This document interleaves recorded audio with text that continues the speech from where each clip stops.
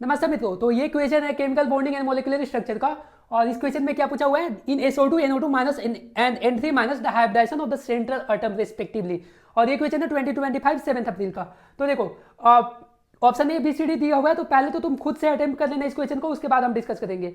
तो I hope कि अब तुमने अटेम्प्ट कर लिया होगा, पॉज करके एक बार कर लो। तो देखो क्या SO2, तो हाइब्रिडाइजेशन, हमें हाइब्रिडाइजेशन पूछा हुआ था। हाइब्रिडाइजेशन होता क्या है, तो हाइब्रिडाइजेशन होता है hybridisation.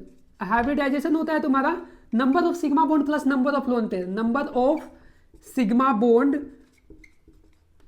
Plus number of lone pair, number of LP लिख दे रहा हूं, लोन पेयर। ठीक है, तो हमें सबके ये चीजें कैलकुलेट करने की पड़ेगी कि SO2। तो सिंपल फर्स्ट मेथड तो ये है कि तुम सबके स्ट्रक्चर बना लो। अगर तुम्हें स्ट्रक्चर आता है तो स्ट्रक्चर में तुम काउंट कर लेना कि किसमें कितने सिग्मा बॉन्ड है और लोन पेयर कितने हैं, और काउंट करके तुम्हारा हाइब्रिडाइजेशन आ जाएगा।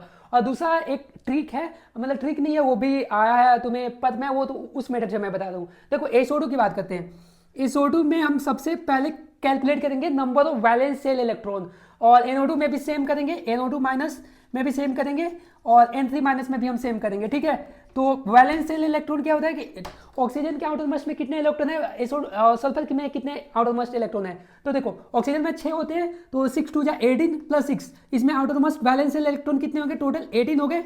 और इसमें देखो, इसमें 2 6 18 और 5 17, और ये माइनस है तो एक हो जाएगा, क्योंकि चार्ज तो ऐड करेंगे ना, नेगेटिव चार्ज है तो outside number of valence shell electron calculate करने हैं, तो इसमें भी 18 हो जाएगा।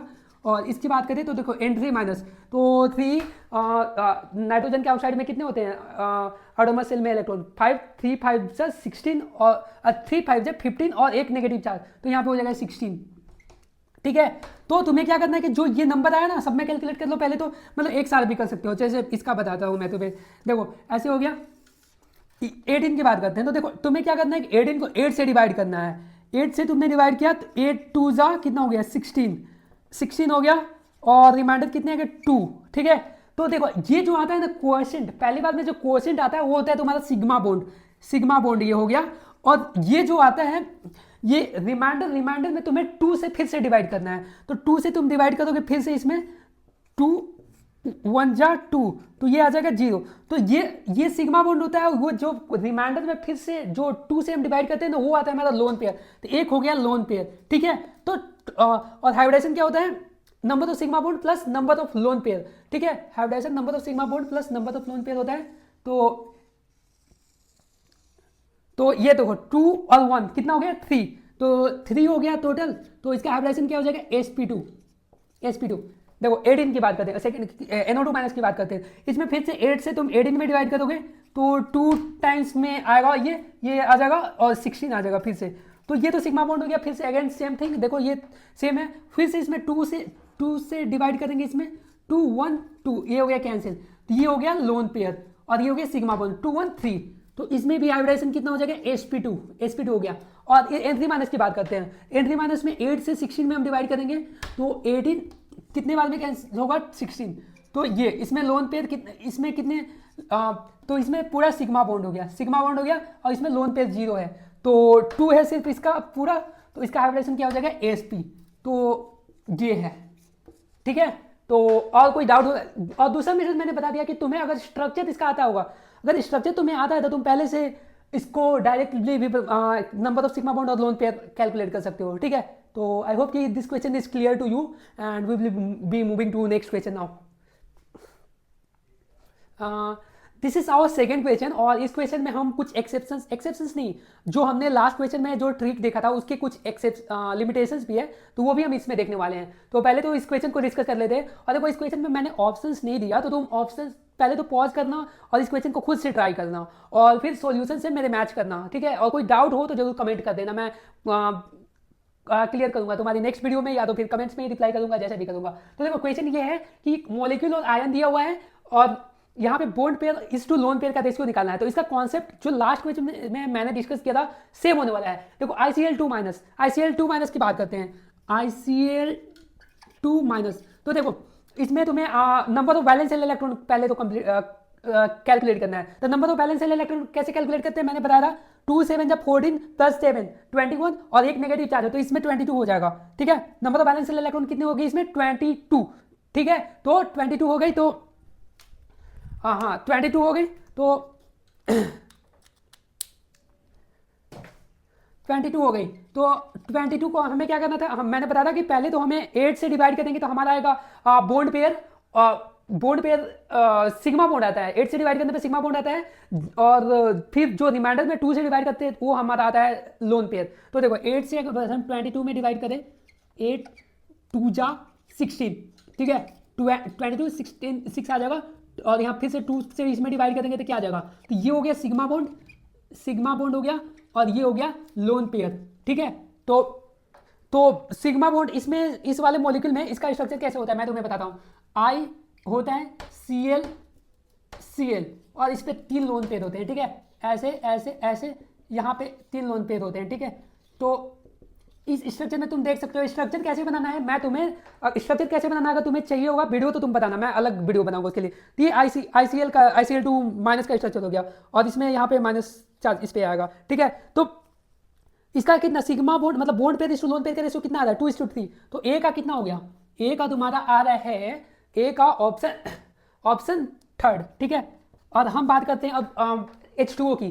तो देखो यहाँ पे एक्सेप्शन आता है, H2O जब भी आएगा, मतलब कि जब भी हाइड्रोजन आएगा ना, हाइड्रोजन अगर सेंट्रल एटम से अटैच्ड है, तो इस रूल के लिए तुम्हें हाइड्रोजन के आउटर मोस्ट इलेक्ट्रॉन में एक इलेक्ट्रॉन नहीं मानना, 7 मानना है। तो 2 7 जा H2O की बात करते हैं। H2O के आउटर मोस्ट, हाइड्रोजन के आउटर मोस्ट में कितने मानना है 7। तो 2 7 14 + 6 20 हो गया। तो 20 से हम 8 में डिवाइड करेंगे, 8 20, 8 2 जा 16, 20 16 कितना हो गया 4, और 2 से फिर से डिवाइड करेंगे तो इसमें आ जाएगा ये, तो 4 से कैंसिल हो गया, ठीक है। तो ये सिग्मा बॉन्ड हो गया इसमें, और ये हो गया लोन पेयर, ठीक है, लोन पेयर। तो इसका H2O का भी स्ट्रक्चर तुम जानते हो, H2O का कैसे होता है, ऑक्सीजन हो गया, 2 हाइड्रोजन हो गए ऐसे, और 2 लोन पेयर हो गए, ठीक है। तो इसमें तुम देख लो बॉन्ड पेयर इस टू लोन पेयर का रेशियो कितना आ जाए 2:2। 2:2 कौन सा ऑप्शन है, बी। तो बी का क्या हो जाएगा 4th, ठीक है, ऐसा हो गया। और हम अब बात करते हैं SO2 की। SO2 की बात करें तो SO2 में क्या है, SO2 के आउटर मास में कितना होगा 2 6 14 और 6 20। तो हम 8 से 20 में डिवाइड करेंगे, 8 से 20 में डिवाइड करेंगे तो ऐसे 8 2 जा 16, तो 4 आ गया।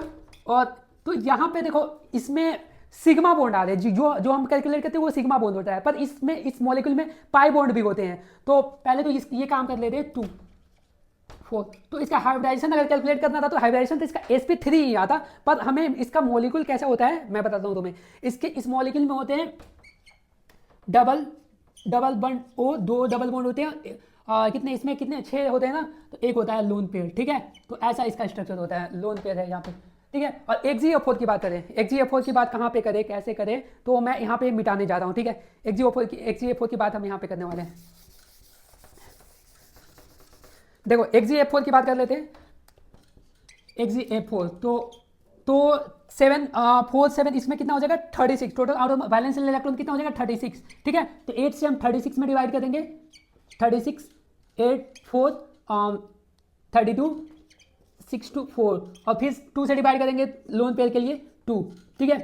तो ये हो जाएगा ऐसे 0। तो ये हो जाएगा सिग्मा बॉन्ड, और ये हो जाएगा लोन पेयर, ठीक है। तो देखो इसका रेशियो क्या आएगा 4:2, 4:2। तो देखो सारा तुम्हारा मतलब कि डी का हो गया ऑप्शन 1।